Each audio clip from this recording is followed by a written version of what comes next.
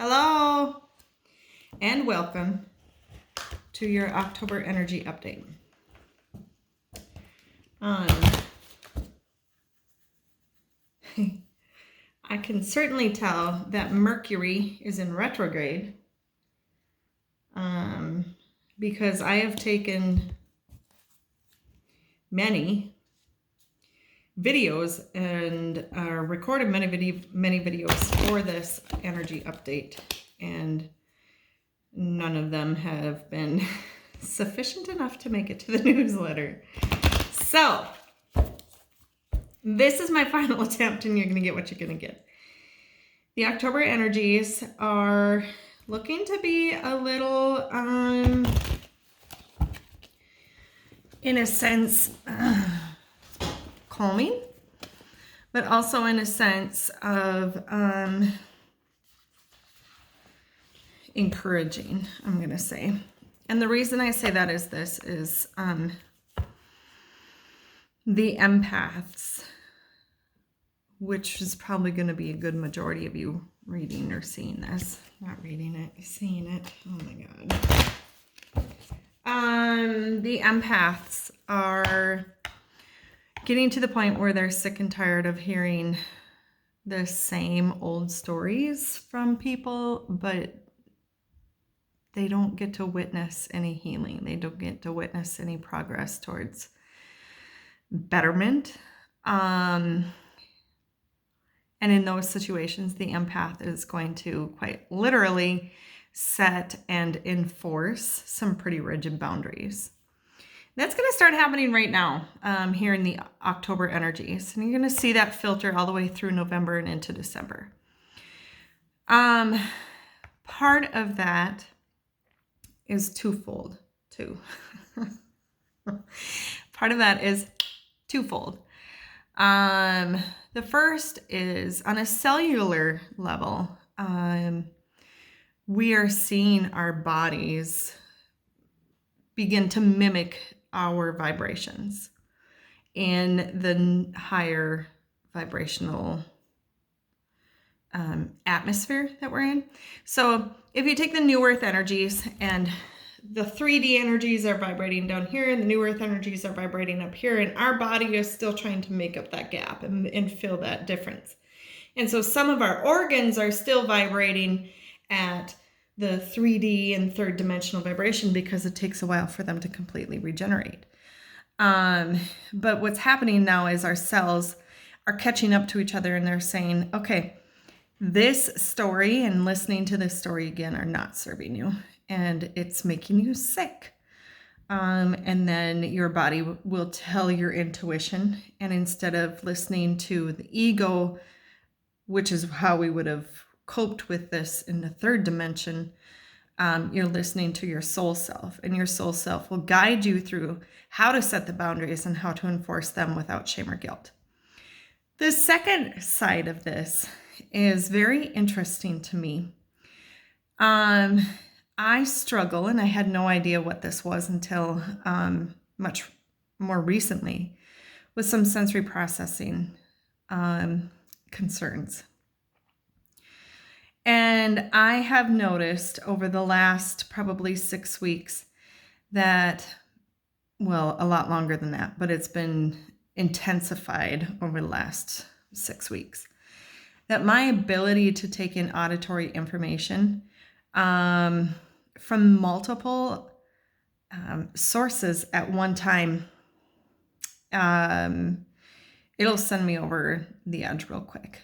And so just the other day I was driving to town, and one of my favorite ways in the past used to be to put on some really good music that I loved and roll down the windows in the car and drive. It served me very well. And just the other day I was doing that, I noticed I was getting crabby and I was getting overwhelmed, and in the afternoon it was time to go pick up my daughter from school, and I thought, I'm going to put the radio on and I'm just going to roll the windows down and raise my vibration. And I didn't last a minute. And I noticed that was really rubbing my vibration the wrong way. It was no longer serving me in the way that it used to. And I kind of chuckled to myself because I've been hearing this from other people too, that their sensory processing has definitely changed. And it could be clothing, it could be food, it could be, the lights and lighting. And I think we talked about that maybe even last month. But this is not going to go away. In fact, I see this intensifying for those of us who are aware of our path and that we're moving in a different vibrational aspect. Oh my gosh, vibrational direction. There we go. So those of us aware of it are noticing vast differences in our body's ability and our brain's ability to receive and interpret multiple sources at one time of sensory input. Those of us with brains that are hyperactive or hyper-focused are really seeing an extra amount of struggle in trying to stay focused and trying to stay on one vibration I've been losing my words. I've been struggling. I've been stuttering. I've been losing my train of thought. And I've always kind of had that since I've become aware of these psychic abilities. But I'm noticing it a lot more right now. Part of that is retrograde because Mercury is a communication association and it's in retrograde right now, which means communication is definitely inhibited or can be inhibited by that movement, backward movement in appearance in the sky. And that's what retrograde is. So it means that Mercury appears to be moving backwards in the sky. And that creates a little bit of a sense of friction in how our energies receive Mercury's energies. So watch for this sensory input to be kind of peaking. I'm going to say right around the equinox in December. And after that, you're going to notice one of two things happens is you come to a point where you find a comfort zone in your sensory processing and you know what's working for you and you know what isn't. Or you get to a point where you just simply can't take it anymore and you absolutely crave silence and you crave alone time. The type of clothing that you wear, the amount of layers that you wear might change. The type of lighting that you prefer is very well going to change. Even as we move into our dark season, you're going to probably find that you crave silence and darkness in ways you've never experienced before. And that's all a part of the process. That's all a part of moving into our new vibrations.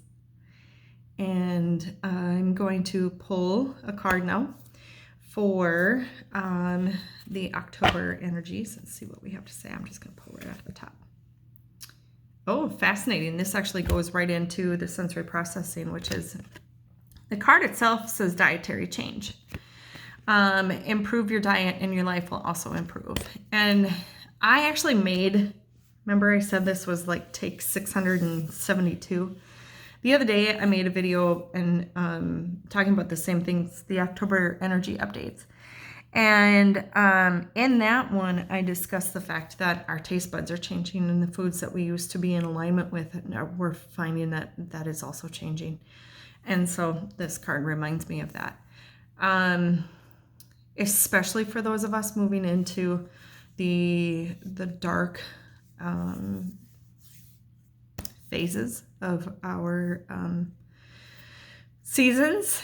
And so our fresh food, our vegetables and fruits that are fresh are coming from areas that have more light. They're on a truck for some time usually. The nutrients maybe haven't been fully developed because they're picked at a time when they're maybe underripe. And so anyway, the long story is that the long story, I've given you the long story. The short story is that all of your senses are on high alert. All of your senses have been working overtime for many, many years, and they're getting to their breaking point. And that includes your taste buds and how your body is processing the foods that we're giving it or not giving it. And that could be through diet restrictions. You have to remember that oftentimes, even though we quit eating something like a cheese or a meat, it still takes our body time to detox the toxins that are associated with the intake of that. And so if we quit for a week, it doesn't mean that those toxins have been fully eliminated. But anyway, dietary change. You are encouraged to improve your diet, and your life will also improve. And now, if I take that card and apply it to what I see as a vision for the not so distant future, and I know that we are becoming more and more breatharian, in that we can feed and fuel our bodies and our cells more through our breath work than we can through what we're putting in our mouth and giving our body through nutrients. Eventually we will get to the point where we don't have to consume foods. We will be sustaining just based on our breath. And it's interesting because if you take this card and apply that, that definitely can web and weave itself into that vision of how humans will interact with the environment, again, in a not so distant future. All right, so there's that. Give yourself grace.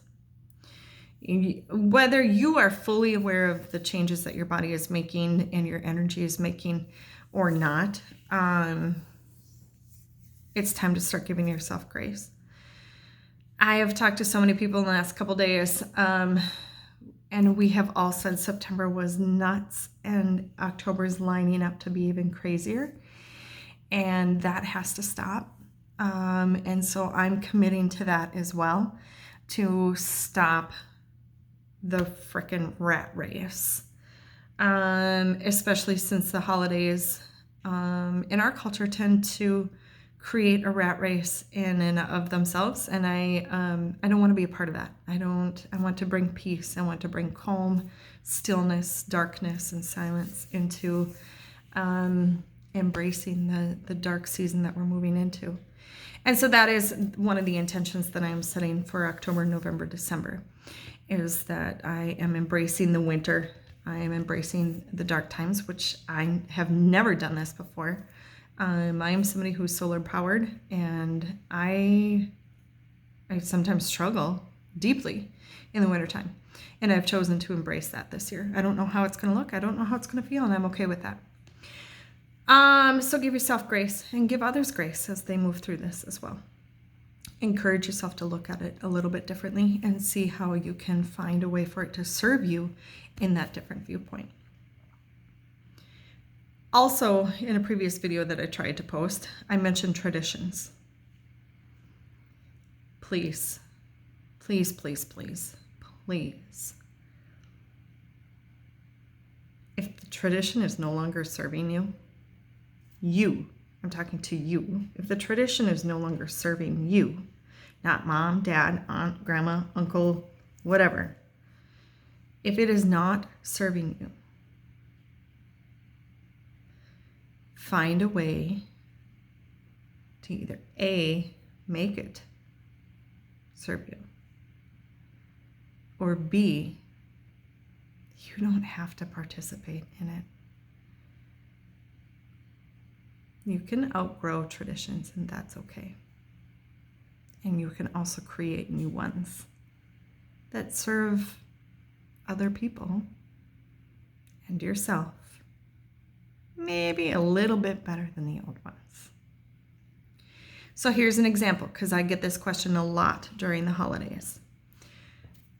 I want to go because I appreciate the time spent with family, and I appreciate what the host or hostess is doing. And I don't want to be a bump on a log. I want to be a part of it. But I can't do what we've done to this point. Perfect. I'm glad you've come into awareness of that. And that's a part of your knowledge about yourself and your abilities and limits. So one of the ways you can avoid conflict about this is to be upfront about it. Listen, I'm coming and I'm going to come and I'm going to enjoy it, but I can only stay until 6:30 p.m. That is my limit. That's my max. My sensory processing, my sensory intake is done at that point. And then I get tired and fatigued, and then I get cranky. And I don't want to be that. So I'm going to leave at 6:30, whether we're having a good time or not. And nobody needs to take it personally. And then you get to participate. The boundaries and the limits have already been set and established and communicated. And nobody needs to get hurt by the fact that you left early, whether you're having a good time or not. It's already been pre-established. The hard part, though, is if you're having a good time, you may not want to leave. You still have to leave. That's part of the pre-established, or I shouldn't say you still have to. It's always free will. You have free will. I would encourage you to leave anyway. Because even though it's good at that time, so 2 hours later, there's a lull in the action and you are now beyond exhausted because you've pushed yourself beyond your limits. And the body keeps score. So it's okay to establish new traditions. It's okay to recreate traditions. And it's okay to no longer go with traditions.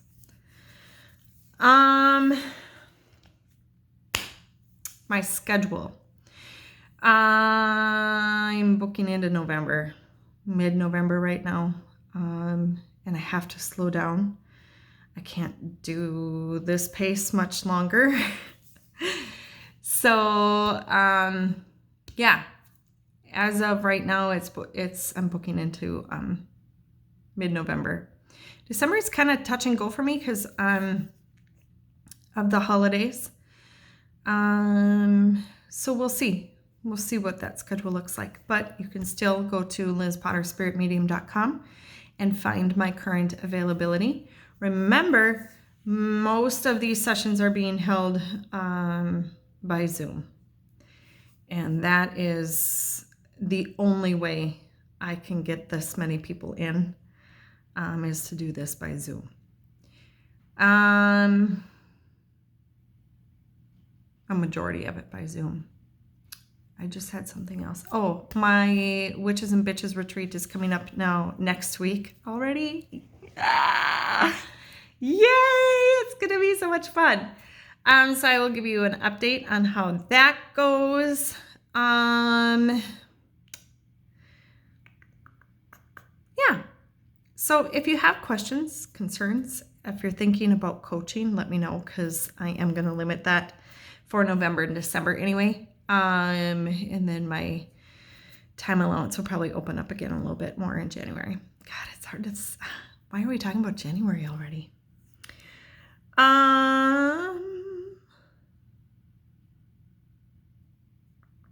Oh, this last thing that I want you to know. This is so interesting to me because my daughter came home from school and was talking about it. Many of her fellow classmates have gotten glasses recently. And she was telling me how her sight is different, long distances, whatever. And I've had, I don't know, maybe 3 conversations in the last month about my client's sight and how that's changing. And, what needs to be done and what can be done and what's happening.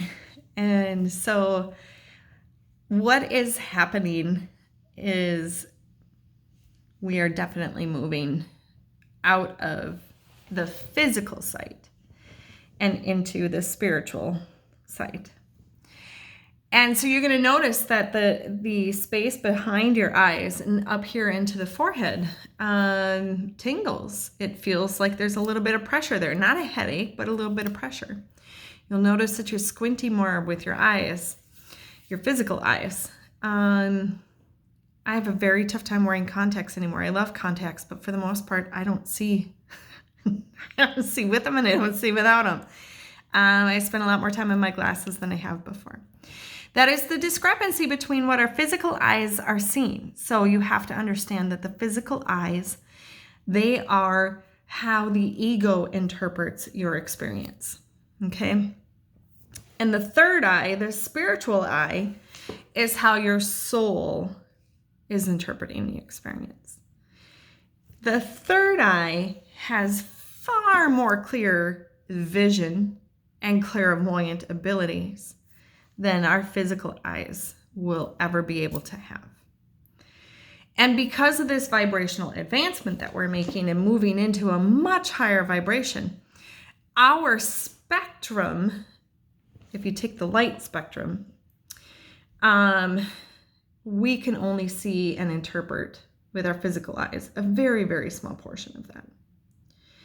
But our third eye has the ability to see and interpret a much larger portion of it.